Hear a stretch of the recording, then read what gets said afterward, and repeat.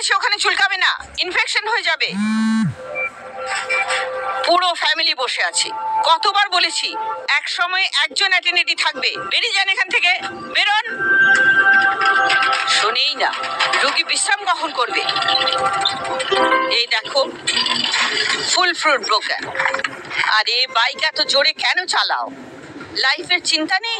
Sister ওই জবের first day ছিল তাই লেট হয়ে ঠিক আছে যাচ্ছিল। ঠিক আছে, তিনটে কথা।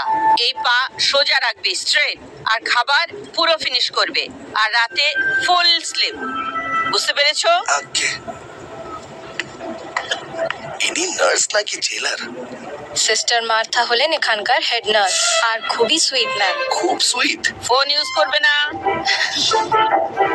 এই পা চুলকাবে না, পুরোটা শেষ করতে হবে। আঙ্কেল এই পাশের পেশেন্টকে জ্বালাতন করো না।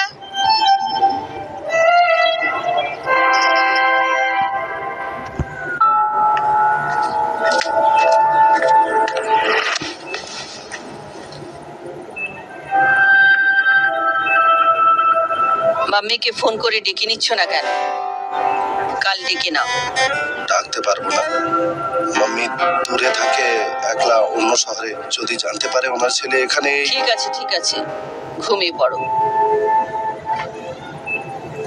ছোটবেলায় যখন অসুস্থ হতাম আমি, মা নিজের হাতে স্পেশাল খিচুড়ি তৈরি করে খাওয়াতো। মায়ের হাতের সেই খিচুড়ি ওষুধের কাজ করতো। আচ্ছা ঠিক আছে, এখন ঘুমিয়ে পড়ো।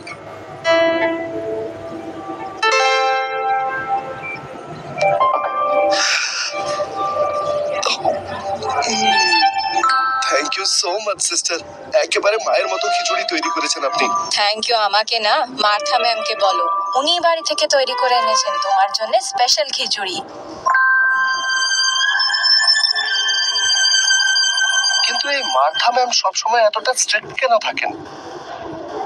এটাই তো কথা, আমরা নার্সদের ধমক দেখাতো যায়, কিন্তু সেই ধমকে লুকানো চিন্তা কখনো দেখা যায় না। আর আমাদের মার্থা ম্যাম, উনি তো এমনি কথায় কঠোর কিন্তু মন থেকে নরম। পুরোটা ফিনিশ করতে হবে। ওপর থেকে কঠিন কিন্তু ভেতর থেকে কোমল। তার ধমকে আছে মায়ের মতো কোমলতা। ম্যানকাইন্ড ফার্মার সকল নার্সদের নার্স দিবসের শুভেচ্ছা জানায়।